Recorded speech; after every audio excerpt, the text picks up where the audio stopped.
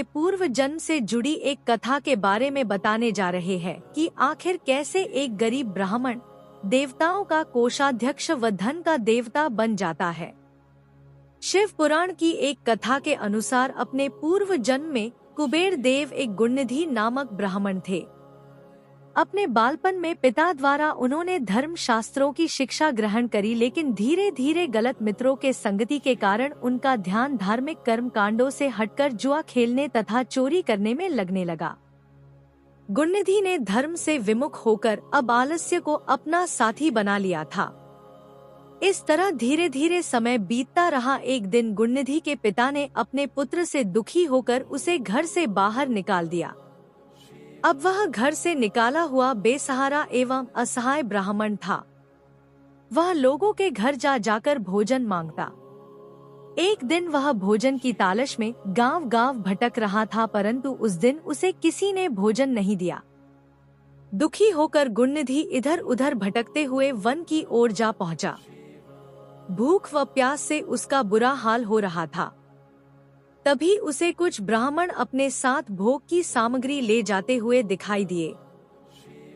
भोग सामग्री को देख गुणनिधि की भूख और अधिक बढ़ गई तथा वह भी उन ब्राह्मणों के पीछे पीछे चल दिया। ब्राह्मणों का पीछा करते करते गुणनिधि एक शिवालय पहुंचा। उसने देखा मंदिर में ब्राह्मण भगवान शिव के पूजा कर रहे थे।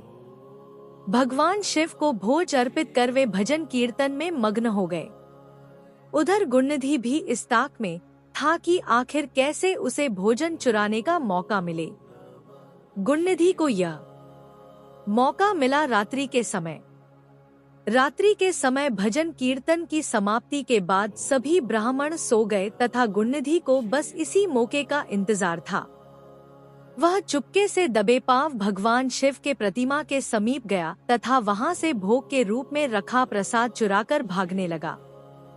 परंतु भागते समय गुणनिधि का एक पांव किसी ब्राह्मण पर लग गया तथा वह चोर चोर चिल्लाने लगा।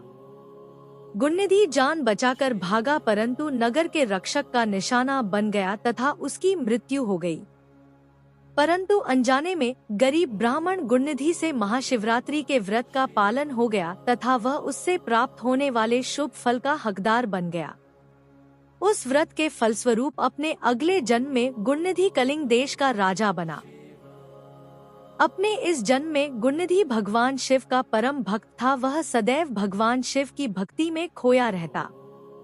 उसकी कठिन तपस्या को देख भगवान शिव उस पर प्रसन्न हुए तथा उसे वरदान स्वरूप यक्षों का स्वामी तथा देवताओं का कोषाध्यक्ष बना दिया।